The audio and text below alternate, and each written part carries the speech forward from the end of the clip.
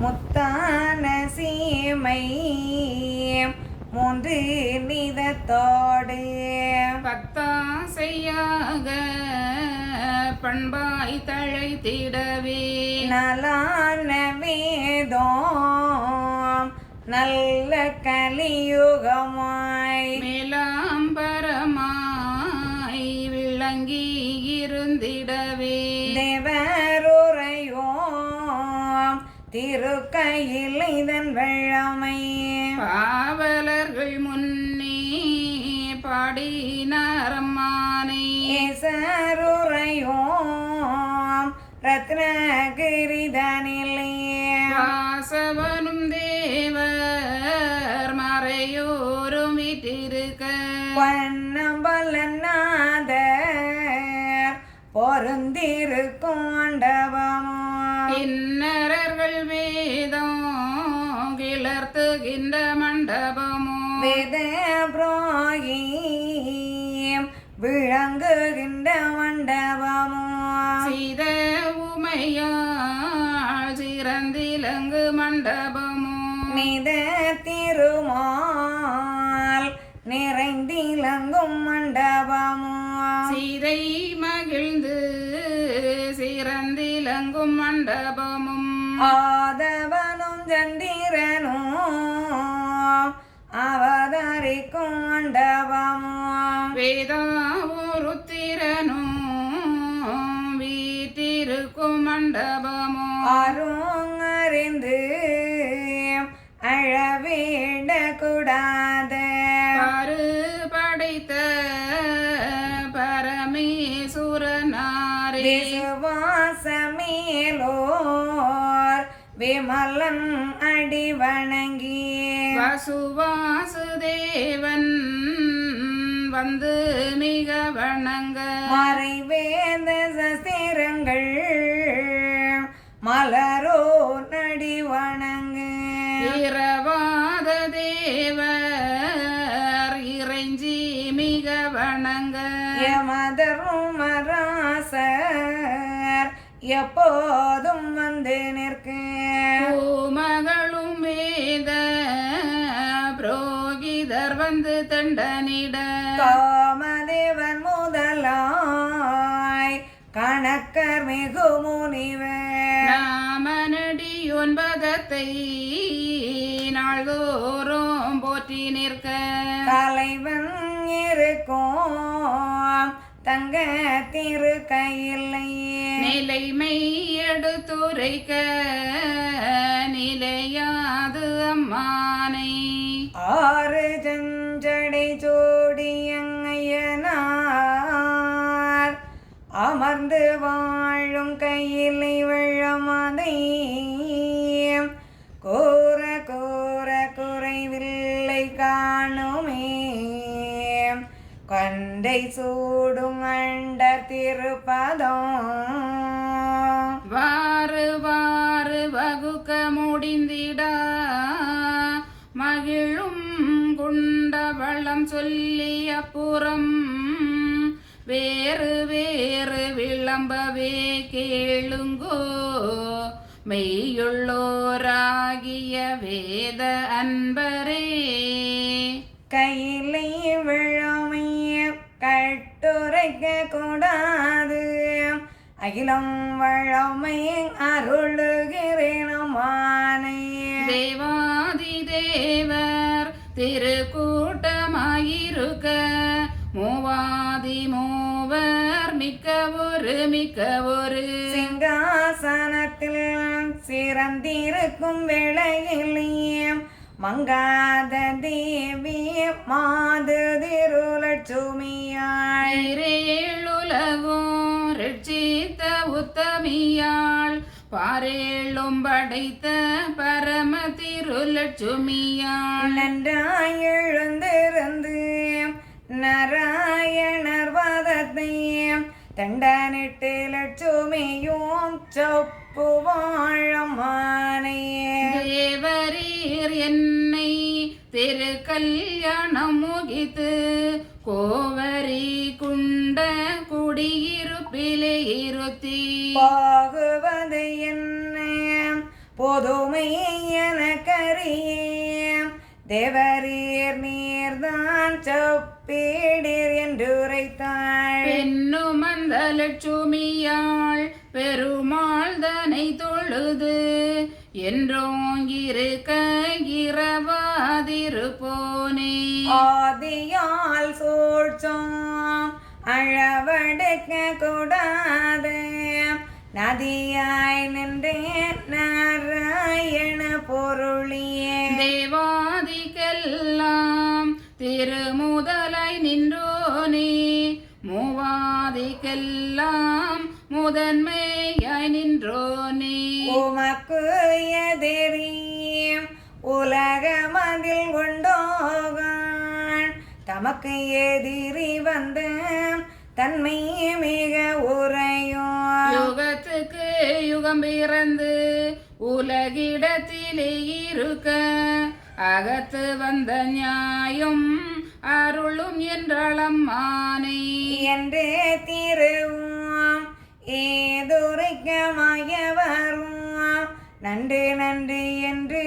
நாராயணர் உரைப்பார். சக்தி சிவமும் தானுதித்த காலமதில் எத்திசையும் நாம் இருபேர் பிறப்பதிலும் புத்திரரும் மகேசுரர் ஓதித்த நாளதிலும் பக்தியுள்ள தேவர் பரநாதர் நாளதிலும் வானோர்கள் தெய்வார் மறைவேத சாஸ்திரமும் ஈனமாய் சண்டன் இவன் பிறந்த நாளதிலும் ஆதிதன் வாயு அண்ட விண்டம் தோன்றியவின்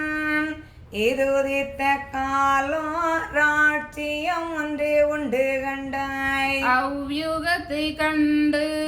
ஆதி பிரம்மா மகிழ்ந்து யொவ்யுகத்துக்கு நாம் என்ன விடுவோம் என்று மாலும் பிரம்மாவும் மாயாதிருப்போனும் ஆலோசித்து ஆகமத்தை தான் பார்த்து நீடிய யுகம் எனவே நியமேத்து உறுதி கொண்டு தேடிய முப்பொருளும் செப்பினர் கணமானை. அவ்வுகத்தை ஈசர் ஆர்ப்பரித்த காலமாதில் இவ்வுகத்துக்காரை இருத்துவோம் என்று சொல்லியே எல்லோரும் கூடி இதமே தரமானை தில்லையாரீசன் திருவேள்வி தான் வளர்க்க நல்லையாய் வேள்வி நன்றாய் வளர்ந்திடவியம் பிறந்தான் குரோணியம் பெரிய மலை போலியம்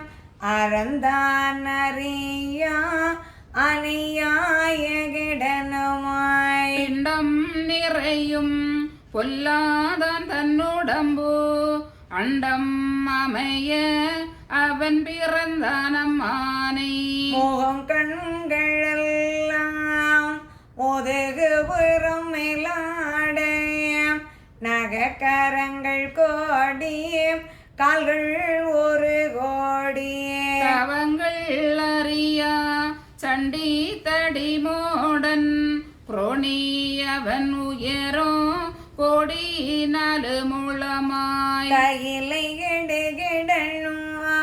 கால் மாறி வைக்கையிலியம் அகிலம் கிடுகிடனும் அவன் எழுந்தானம்மானே. இப்படியே குரோணி என்ற ஒரு அசுரன் முப்படியே நீடிய யுகத்தில் இருந்தான்கான். இறந்து சில நாள் இவன் தூங்கி தான் விழித்து அருந்தும் பசியால் அவன் உயர்ந்து வார்பழவில்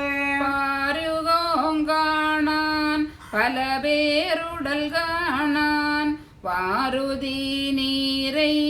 வாரி விழுங்கினன்கான். வாருதிரை நீரை வாரிய விழுங்கினன்கான் கடல் நீரத்தனையும் கடவாய் நனையாமல் உடலெல்லாமத்த கொதிக்குது எனவே கொண்டு அகிலோ முழுங்க ஆர்ப்பரித்து நிற்பளவில் கைலைதனை கண்டு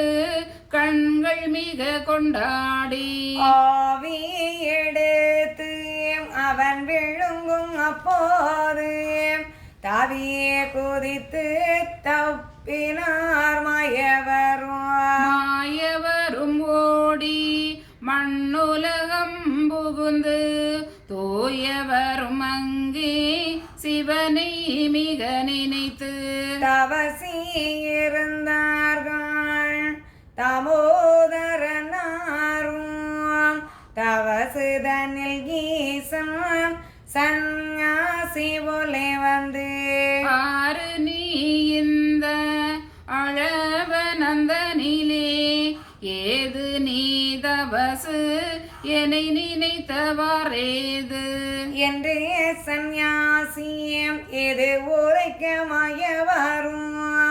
பண்டுபட்ட பாட்டை பகர்ந்தார் அவரோடைய கைலையமலோகம் கரை கண்டர் சக்தி வரை அகிலமதை குரோணி அசுரன் என்ற மபாவி விழுங்கினான் நானும் ஓவாயமாய் தப்பி வந்தேன் பழிங்கு மலை நாதம் பாரதி மதி முதல் பண்டு போல் நாளும் பதியில் இருந்திடவோ என்றும் கைலை இலங்கி இருந்திடவே கொண்டு செய்த பாவிய முகமோ அவனுடம்பும் துண்டாரதாக தொல்புவியில் விட்டிடவும் கண்டங்கண்டமாய் போட கடிய வரம் எனக்கு தண்டமிளிர் நீரும் தரவேதவசிருந்தேன் என்று திருமால் எடுத்துரைக்கவே ஈசர் மன்றிதனை இழந்து மலோடுரைக்கலுற்றார் கேளாய் நீ விஷ்ணுவே கேடன் குரோணிதனை தூளாக்கி ஆறு துண்டோ அதுவாக்கி விட்டறிந்தால் அவனோதீரும் மேலும் ஒரு யுகத்தில் கெட்டு கிழையாய் கொடிய சுர குலமாய் பிறக்கும் அவன் உதிரம் பொல்லாதான் தன்னுடம்பு துண்டம் ஒன்றுதானும் தொல்புவியிலே கடிய கொண்டோமசாலியனாய் கோவலயத்திலே பிறப்பான் அப்படியே குரோணி அவன் உதிரங்கனதுவும் இப்படியே ஆறு யுகத்துக்கு அவன் உடம்பு வந்து பிறப்பான்கான் மாற்றானாய் உந்தனுக்கு யுகத்துக்கு யுகமே உத்தமனாய் நீ பிறந்து அகத்துக்கு அவன் பிறப்பும் அரு யுகம் அதிலும் உண்டும் அவன் சீவன் உயிரழிவு வந்து அன்னாள் பண்டு நடு கேட்டு பாவி அவன் உயிரை கொன்று போட்டே நரக குழி தூக்க நாள் வருங்கான் என்று விடை கொடுத்தார் ஏசுரர் கணமானே அன்று விடை வேண்டி அதிக திருமாலோ கொன்று போல் வந்த கொடிய படுவாவியே புரோணிதனை ஜெயிக்க கோபம் வெகுண்டெழுந்து ஸ்ரோணித வேதன் துடியாய் நடந்தனர் நகத்தனை கிடந்த நாராயணமூர்த்தி வேகத்தால் குரோணிதனை வெட்டி பிழக்கலுற்றார் வெட்டினாரு மிகு துண்டம் அம்மானே துண்டமது ஆரோ தொல்புவியிலே போட்டு பிண்டமதை சுமந்து போட்டனர் கணம்மானை அந்த குரோணி அவனுதிரம் நனதையும் கொந்து கொந்தாக குள்ளம்போலே குண்டு வெட்டி உதிரமதை விட்டு உயர்ந்த பிடம் போட்டு சதுர யுகம் எனவே தான் வகுத்தார் ஓர் பீடத்தை அவ்வகத்திலே உதிரோம் அசுர குலமாகி முவ்யுகத்து பாவி முடிந்த ஒரு துண்டமதை கொண்டோமசாலி எனவே கொடியவனாய் கண்டோர் குரோணி பாதகனாறு துண்டமதில் வந்து பிறந்தான் சதுர வையகத்தில் நம்மானை முந்து பிறந்த முழுமோசானதிலும் வந்து முகமாய் மபாவிதன் உயரும் நானூறாயிர முழங்கள்